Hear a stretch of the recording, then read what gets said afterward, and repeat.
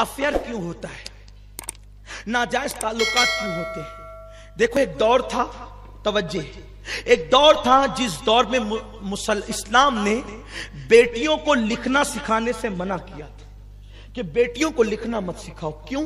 اس لیے کہ ایک دوسرے سے کانٹیکٹ کا ذریعہ اس دور میں لکھنا تھا, تو خطرہ تھا آبرو کو, لکھنا مت سکھاؤ. اور آج اب لکھنے کی ضرورت نہیں ہے, آج یہ سارا فتنہ موبائل کی وجہ سے. موبائل, لڑکیوں کے پاس ہم نے موبائل دیا اسی لیے یہ فتنہ ہو رہا ہے, ورنہ جب تک موبائل ایجاد نہیں ہوا تھا اس طرح کے کیس ڈھونڈنے سے بھی نہیں ملتے تھے. ہم کیوں اپنی بہن کو موبائل دے رہے ہیں, ہم اپنی بیٹی کو کیوں موبائل. میں کہتا ہوں موبائل کا عورتوں کے پاس کام کیا ہے, یہ بات میں بار بار کہہ چکا ہوں, آج بھی کہتا ہوں. لوگ مجھ بارے میں بات بھی کرتے ہیں کہ کیسی بات کرتے ہیں. میں کہتا ہوں بیٹی جب خون کے آنسو رلائے گی تب تجھے پتا چلے گا کہ بات کیا ہے. بیٹی کو موبائل مت دو, بہن کو موبائل مت دو, بیوی کو موبائل مت دو. گھر کا فون عورتیں ریسیو نہ کریں, گھر کے اندر کا رکھا ہوا موبائل جوان لڑکیاں ریسیو نہ کریں, بوڑھی عورتیں یا بچے ریسیو کریں. جب کوئی معتمد بولے کہ میں بول رہا ہوں تب جوان بیٹیوں کو یا بہنوں کو یا بیویوں کو موبائل دیا جائے. آج تو پیدائش کا دن ہے تو موبائل گفٹ کیا جا رہا ہے. تم تلوار اتنا نقصان نہیں پہنچائے گی تیری بیٹی کو جتنا موبائل نقصان پہنچائے گا. 5,000 کا موبائل مت دو. اگر بیٹی کے لیے دل میں پیار ہے 50,000 کا سونے کا ہار دلا دو. 50,000 کا موبائل مت دو, 5 لاکھ کا ہیرے کا زیور دلا دو. اگر اتنا پیار ہے موبائل نہیں دینا خدا کے لیے. یہ سارا طوفان موبائل نے بپا کیا ہے, انٹرنیٹ نے, فیس بک نے. اس لیے کہ آج کل لڑکے بیٹھے ہوتے ہیں اور وہ کہیں بھی فون کرتے ہیں اندازے سے, اگر مقام پر لگ جائے تو پھر وہ باتیں شروع ہو جاتی ہے, بلکہ مس کال بھی کرتے ہیں. یہ مس کال کبھی کبھی اتنی تباہی کا ذریعہ بن جاتا ہے. انہوں نے تو بیٹھ کر مس کال کر دیا, وہاں اگر شوہر موجود ہے کس کا مس کال تھا, وہ ریپلائی کرے گا, اٹھائے گا لڑکا. اس بیچاری غریب کا کوئی قصور بھی نہ تھا, گھر لٹ گیا, گھر ٹوٹ گیا. یہ صورتحال اٹھا کر دیکھے, کتابیں لکھی گئی ہیں ان پر, یہ مس کال کی نحوست پر. اور یہ جو لڑکے گٹروں کے پاس بیٹھ کر, رکشہ میں بیٹھ کر, چھتوں میں بیٹھ کر یہ جو سب رکامے کام کرتے ہیں نا, یہ جوانی میں سب کرنا ان کو اچھا لگتا ہے. تمہارے مس کال سے اگر کسی کا گھر تباہ ہوگا اللہ تمہاری توبہ بھی قبول نہیں کرے گا, توبہ کی توفیق بھی تمہیں نہیں ملے گی. کسی کا گھر تباہ کرنے والوں, کسی کا آشیانے پہ اگر بجلی گراؤ گے تو تمہارے آشیانے بھی سلامت نہیں ہوں گے. تمہاری نادانی, تمہارا چھل پن, تمہارا باغ پن, تمہارا اترانا, تمہاری آوارگی سے کتنے گھروں کو آگ لگی ہے اور کتنے گھروں کو آگ لگے گی. اور سن لو, یہ جو گٹروں کے پاس بیٹھ کر, نالیوں کے پاس بیٹھ کر, گھروں کے پاس بیٹھ کر یہ جو تم موبائل پر غلط حرکتیں کرتے ہو, اللہ کے رسول علیہ السلام فرماتے ہیں, مولا کائنات نے فرمایا پاک دامن رہو تو تمہارے گھر کی عورتیں بھی پاک دامن رہے گی. اگر تم پاپی ہو کر کے زنا کرو گے, ادھر تم کسی کے ساتھ زنا کرو گے, اللہ نہ کرے کہیں تمہاری عورتوں کے ساتھ بھی زنا نہ کر لیا جائے. لڑکوں کی ٹولی بنی ہوتی ہے, ایک دوسرے کا سپورٹ کرتے ہیں گناہ کے ماحول میں. میرے رسول علیہ السلام نے فرمایا کما تدین تدان, تم جیسا کرو گے تمہارے ساتھ ویسا ہی کیا جائے گا. اس سلسلے میں ایک چھوٹا سا واقعہ اپنے الفاظ کے مفہوم کے ساتھ عرض کروں. ایک جوان, توجہ, دوسرے جوان کے پاس آیا, اگر یار تو میرا دوست ہے, کہاں ہوں, کہ میری ایک چیز میں مدد کر. اس نے کہا کیا؟ کہا محلے کے امام صاحب کی بیوی سے میرا دل لگ گیا, تو نماز پڑھنے جانا نا, نمازی اتہا نکال کے نماز پڑھنے میرے لیے جانا, اور دیر تک امام صاحب سے مسئلے مسائل پوچھتے رہنا, ان کو الجھاتے رہنا, اتنی دیر تک میں امام صاحب کے گھر چلا جایا کروں گا. وہ پاگل, اس کو کہنا چاہیے تھا کہ امام کی بیوی کے ساتھ ایسا نہ کر, یہی تو کہنا چاہیے. سچے دوست کی پہچان یہ ہے کہ جب تو غلطی کرے وہ تیری اصلاح کر, یہی ہے نا, کہ اس کی مدد کرے. وَلَا تَعَاوَنُوا عَلَى الْإِثْمِ وَالْعُدْوَانِ, برائی میں ایک دوسرے کی مدد مت کرو. کوئی برے راستے پہ جا رہا ہے, اگر تم دوست ہو تو کھینچ کے پکڑ لو, اس کو سمجھاؤ, نہیں مانتا ہے تو اس کا بائیکاٹ کر دو, اس سے دور ہو جاؤ, اس سے الگ ہو جاؤ تاکہ اس کو عبرت ہو. تو اس جوان نے کہا ٹھیک ہے یار, وہ دوستی کیا جس میں ایک دوسرے کی مدد نہ ہو, ہے نا. ایسے کچھ دلال بنتے ہیں نا, ہنسنے کی بات نہیں ہے. میرے جملے غلط ہیں, مجھے اگر میرے جملے الحمدللہ غلط نہیں ہے, اگر تلخ ہیں تو مجھے آپ معاف کریں. اس سے گھر لٹ رہے ہیں ہمارے, گھر تباہ ہو رہے ہیں ہماری بیٹیوں کی آبرو لٹ رہی ہے. کس کو جا کر کے کہے؟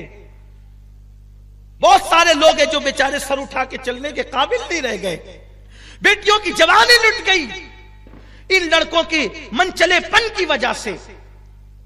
ہر بندہ مجنوں بننا چاہتا ہے. کیا بنا رکھا ہے, کیا حالات بنا رکھے. مسلمانوں ایک تم ہی تھے کہ ہندوستان میں تم نہ مسجد بنانے آئے تھے نہ مدرسے بنانے آئے تھے. پہلی مرتبہ جب تم آئے تھے تو صرف ایک عورت کی آبرو کی حفاظت کے لیے آئے تھے, اور تمہارے تقدس سے متاثر ہو کر لوگ کلمہ پڑھتے گئے, مسجد مدرسے بنتے گئے. تم دوسروں کی بیٹیوں کی عزت کے محافظ تھے, آج تم محلوں کی بیٹیوں کی عزت کے دشمن بن گئے. تمہاری آنکھوں میں تقدس نہیں رہ گیا, پارسائی نہیں رہ گئی. کیا بیت المقدس میں اسلام کا پرچم لہرے گا؟ دنیا کے اندر کیا مسلمان سرخروئی حاصل کرے گا؟ ملک شام اور یمن کیوں نہ جلے گا؟ کیوں؟ جس قوم کا جوان آوارہ اور عیاش ہو جائے اس قوم کو عزت کے ساتھ جینے کا حق نہیں ہے. ہمیں تو اللہ نے بہت تقدس کے لیے پیدا کیا تھا, قوموں کی امامت کے لیے پیدا کیا تھا, لیکن بس اسی میں الجھ گئے. لڑکی لڑکی لڑکی اور عشق اور عشق اور عشق اور آوارگی, انٹرنیٹ اور فیس بک اور یہ سب تماشے. نہیں, اللہ نے ہمیں بہت بڑے مقصد کے لیے پیدا کیا ہے, اور جوان ہونے کے بعد بوڑھا بھی ہونا ہے, مرنا بھی اللہ کو منہ بھی دکھانا ہے. حدیث پاک میں آتا ہے بد نظری کرنے والوں کے لیے ڈر ہے, مریں گے تو کافر ہو کر مریں گے.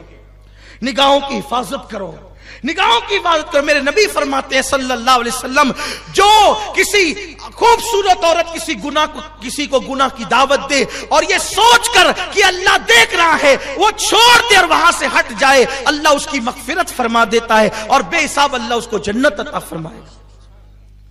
عرض کر رہا تھا, اس جوان نے کہا ٹھیک ہے میں تیری مدد کروں گا. کیا ہوا؟ وہ جاتا مسجد میں نماز پڑھتا, امام کو لے کے بیٹھ جاتا, الجھائے رکھتا, مسئلے مسائل پوچھتا.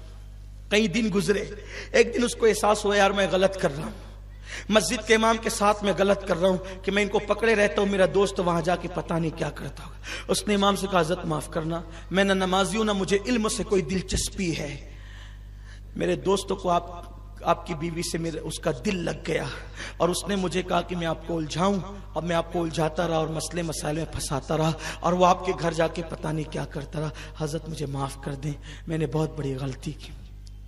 یہ بات سننے کے بعد امام کو کیا ہونا چاہیے تھا؟ غصے میں اس کی آستین چڑھ جانی چاہیے تھی, یا اس کا پریشر بڑھ جانا چاہیے تھا, یا اس کی آنکھیں لال ہو جانا چاہیے تھا. کیسا بیچارہ امام تھا, وہ مسکرانے لگا, ہنسنے لگا. وہ اس کو حیرت ہوئی, امام صاحب اتنا بڑا حادثہ سن کے آپ مسکرا رہے؟ امام نے کہا اللہ کے بندے, میرے گھر میں میری ایک بوڑھی ماں اور میرا بوڑھا باپ ہے, میری تو ابھی تک شادی نہیں ہوئی ہے. جب میری شادی نہیں ہوئی تو میری بیوی کہاں سے آئے گی؟ جب میری شادی ہی نہیں ہوئی تو میری بیوی کہاں سے آئے گی؟ اور میری کس بیوی سے تیرے دوست کا دل لگ گیا؟ میں تو کنوارا ہوں, ابھی تو ڈھونڈ رہے ہم لوگ شادی کے لیے. تو فوراً اس کے دماغ کی بتی جلی, ارے اگر امام صاحب کی شادی نہیں ہو تو یہ جاتا کہاں تھا؟ تو جب تحقیق کی گئی تو پتا چلا امام کی تو شادی نہیں ہوئی تھی, یہ اس کو مسجد بھیج کر اس کے گھر جاتا تھا. ہنسنے کی بات نہیں ہے, یعنی کہ دوسرے کے گھر میں جو ہے وہ پتھر مارنے والے کا خود کا گھر چکنا چور ہو گیا. اس لیے کبھی کسی کی برے کام میں مدد نہیں کرنا. مانتا ہے تو ٹھیک ہے سمجھاؤ, نہیں مانتا ہے تو اس سے الگ ہو جاؤ.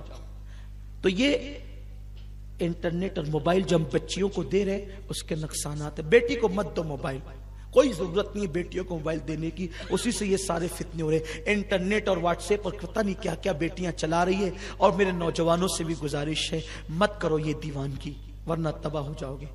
ایک اہم بات اور, ہم بیٹیوں کو اسکول اور کالج بھیجتے ہیں, میں انکار نہیں کرتا, بیٹیوں کو بالکل اسکول بھی پڑھاؤ کالج بھی پڑھاؤ, جہاں تک پڑھا سکتے ہو پڑھاؤ, لیکن یہ تدبیر کرو کہ بیٹی کو اسکول تک پہنچانے کے لیے تم خود جاؤ اور اس کو اسکول کے گیٹ سے لاؤ گھر تک. اکیلے بیٹیوں کو کہیں مت جانے دو. آپ کہیں گے وہ کیوں؟ میں کہتا ہوں ہمارا مذہب, ہمارے مذہب میں سب سے مقدس ترین اگر کوئی سفر ہے تو وہ سفر حج ہے. اس سے مقدس سفر ہمارے مذہب میں ہے ہی نہیں۔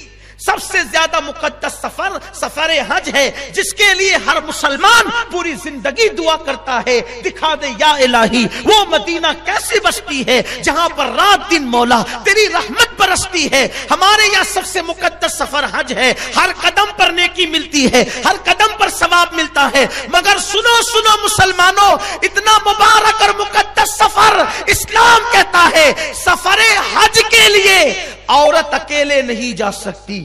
تو جب حج کے لیے عورت کو اکیلے جانے کی اجازت نہیں ہے تو اسکول اور کالج بالغ لڑکیوں کو اکیلے جانے کی اجازت کیسے ہو سکتی؟ اس لیے اسکول کی دہلیز تک پہنچاؤ اپنی بیٹیوں کو اسکول کی دہلیز سے لاؤ۔ لیکن آج تو حال یہ ہے، پکنک پر بیٹیاں 18 سال کی ٹیچروں کے ساتھ اکیلے جا رہی ہیں، کوئی بولنے والا نہیں ہے، جو بولے وہ گالی سنے، ہمیں کوئی فرق نہیں پڑتا۔ ٹھیک ہے، کوئی گالی چار ہی دے گا نا، اگر قوم کی آبرو بچتی ہے تو اس سے بڑی بات کیا ہے۔ اور میں نے تو اپنی ذات کے لیے لوگوں کو معاف کر دیا، میں کہا جاؤ جتنی بے عزتی کرنا ہو کرو، اس لیے کہ تم بے عزتیاں کرتے ہو، میرا نبی مجھے عزت عطا کرتا ہے، میرا خدا مجھے عزت عطا کرتا ہے۔ جاؤ شہر والوں، باتیں بری لگتی ہے تو جتنی گالیاں دینا ہے دے لو، لیکن حق تو بول کر رہوں گا۔ جب سفر حج کے لیے بیٹی اکیلے نہیں جا سکتی تو تم نے اپنی بیٹیوں کو نوجوان لڑکوں کے ٹیچروں کے ساتھ پکنک پہ بھیج دیا، پارک کو گھومنے کے لیے بھیج دیا۔ ارے جن کی بیٹیوں کو اسلام مسجد اور مزارات پر جانے کی اجازت نہیں دیتا، ان کی بیٹیاں پکنک پر اکیلے کیسے جا سکتی ہے؟ دیندار گھروں کی بیٹیاں بھی جا رہی، کون ہے روکنے والا؟ کوئی روکنے والا نہیں۔ حق بولنے کے لیے کون ہے؟ نہیں ہے، اس لیے کہ گالیاں سننی پڑے گی۔ ٹھیک ہے، اگر دین کا تحفظ گالیوں سے نہیں بلکہ اگر خون دینے سے ہوتا ہے ہم اس کے لیے بھی تیار ہیں، اس لیے کہ اللہ نے ہمیں پیدا اس لیے کیا ہے کہ اگر دین کی حفاظت ہمارے بول سے ہوتی ہے تو بول سے کریں گے، اور خون سے ہوتی ہے تو خون سے کریں گے، لیکن حق کہہ کر رہیں گے۔ ناجائز اور حرام ہے اکیلے بیٹیوں کو نوجوان لڑکوں کے ساتھ پکنک پر بھیجنا، پارکوں میں بھیجنا، اور وہ بھی ایک دن نہیں 3 دن جاتی ہے۔ کون حساب لے گا اس کا؟ بیٹی اگر گھر سے 10 منٹ غائب ہو جائے تو شریف ماں باپ کی چیخیں نکل جاتی ہے۔ 3 4 رات کے لیے بیٹیاں پکنک پہ جا رہی ہے نہیں۔ اور اتنے بے غیرت ہو گئے لوگ کہ بھائی کو پتا ہے کہ میری اس کی بہن کا افیئر فلاں کے ساتھ چل رہا ہے، وہ روکنے کے لیے تیار نہیں۔ کیوں نہیں روک رہا ہے؟ وہ اس لیے نہیں روک رہا ہے کہ وہ خود اس گندگی میں گرا ہوا ہے، وہ خود اس گندگی میں گرا ہوا ہے۔ میں اپنی بہنوں کو اور بیٹیوں کو ایک پیغام دیتا ہوں، اینڈ پر، اختتام پر، میری قوم کی بیٹیوں، تمہاری آبرو بہت قیمتی ہے، تمہاری عزت بہت قیمتی ہے، اس لیے کسی کے بہکاوے میں مت آنا، کسی کے تحفے تحائف کے چکر میں مت آنا۔ ہاں تمہاری عزت سے بڑا کوئی تحفہ نہیں ہو سکتا۔ میرے نبی نے ایک بیٹی کی عزت کو کعبۃ اللہ سے زیادہ بلند کیا ہے۔